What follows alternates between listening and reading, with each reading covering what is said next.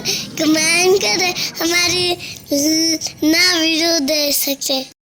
السلام علیکم بچوں، آج جو میں آپ کے لیے کہانی لایا ہوں اس کا نام ہے نصیر الدین کے کارنامے۔ آپ نے مولانا نصیر الدین کا نام یقیناً سنا ہوگا اور ان کے کارنامے بھی پڑھے ہوں گے۔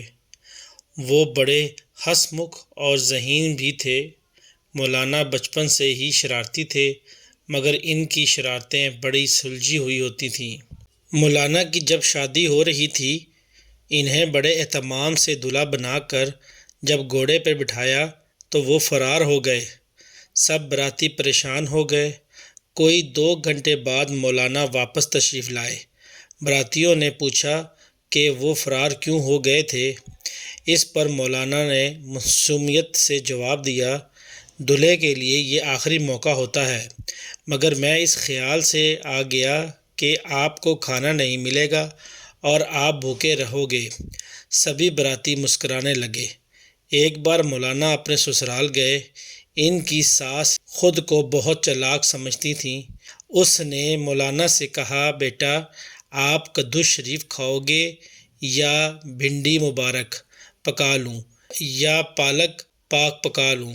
اس پر مولانا نے مسکینی سے صورت بنا کر کہا، میں گناہ گار بندہ ہوں اور میرا وضو بھی نہیں جو میں ان مقدس سبزیوں کے نام بھی لے لوں۔ آپ کوئی بدمعاش، نافرمان اور آوارہ مرغا پکا لیں۔ اس پر ان کی ساس کا منہ لٹک گیا۔ مجبوراً انہیں مرغا پکانا پڑا۔ مولانا ایک بار اپنی زوجہ محترمہ کے ساتھ سفر پہ تھے۔ ان کی زوجہ نے کہا، مولانا جی بہت پیاس لگی ہے، کوئی اچھا سا مشروب ہی پلا دیں۔ پہ سوار ملا نے کہا، اگلی سرائے آئے گی تو تمہیں بھنا ہوا مرغا، املی والی چٹنی، لیموں والا سلاد اور ٹھنڈا اور بہترین مشروبات پلاؤں گا۔ اس پر ان کی زوجہ نے خوش ہوتے ہوئے کہا، ملا جی بھنا ہوا مرغا، چٹنی، املی کا سن کر منہ میں پانی بھر آیا۔ ملا نے کہا، بس اسی پانی سے کام چلاؤ، گھر جا کر پانی پینا۔ ایک بار ملا کسی عزیز کی شادی میں مدعو تھا۔ وہاں مرغ مسلم، بھنے ہوئے بکرے اور کئی اقسام کے کھانے پکے ہوئے تھے۔ ملا کے ساتھ ایک مولوی صاحب تشریف فرما تھے۔ جب بھنا ہوا بکرا ان کے آگے آیا تو مولوی صاحب نے بہانے سے پرانت کو گھما کر بکرے کی ٹانگوں والی سائیڈ اپنی طرف کر لی۔ ملا اس کی چالاکی بھانپ گئے۔ انہوں نے اچانک مولوی صاحب سے کہا، وہ صاحب کون ہیں؟ جب مولوی صاحب کا دھیان ادھر ہوا تو پرانت کا رخ بدل دیا۔ مولوی صاحب کا دھیان پرانت کی طرف پڑا۔ انہوں نے ملا سے کہا، ذرا پانی پکڑانا، ساتھ ہی پرانت کا رخ بدل دیا۔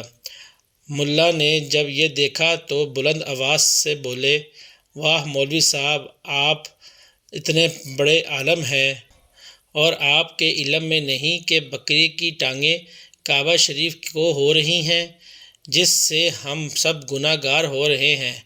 اگر ٹانگیں میری طرف ہوں تو ہم سب گناہ سے بچ سکتے ہیں۔ اب مولوی صاحب دیکھنے کے قابل تھے۔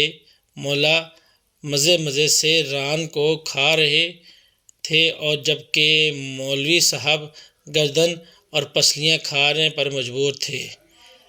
بادشاہ کی سالگرہ تھی، اس نے بہت سخاوت کی۔ ملا چنانچہ بادشاہ کے چہیتے تھے، انہیں بھی ہزاروں دینار ملے۔ کسی نے ملا سے کہا کہ صدقہ و خیرات کرنے سے عمر میں برکت رہتی اور تندرستی اور صحت رہتی ہے، آپ بھی غریبوں کی خدمت کریں۔ یہ بات ملا کو سمجھ میں آ گئی۔ انہوں نے ایک کنواں خرید کر وقف کرنے کا ارادہ کیا۔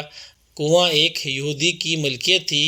پہلے تو یہودی نے کنواں بیچ دیا، پھر مزید پیسوں کے لیے بے ایمان ہو گیا۔ اس کا خیال تھا کہ وہ ملا سے مزید پیسے اینٹ سکتا ہے، پس اس نے بادشاہ کے ہاں مقدمہ درج کروا دیا کہ ملا نے کنواں خریدا ہے، پانی نہیں۔ اس لیے وہ پانی استعمال نہیں کر سکتا۔ بادشاہ نے ملا کو طلب کر لیا اور مقدمے کا بتایا۔ ملا نے سوچ بچار کے بعد کہا، جی ہاں، میں نے کنواں خریدا ہے، پانی نہیں۔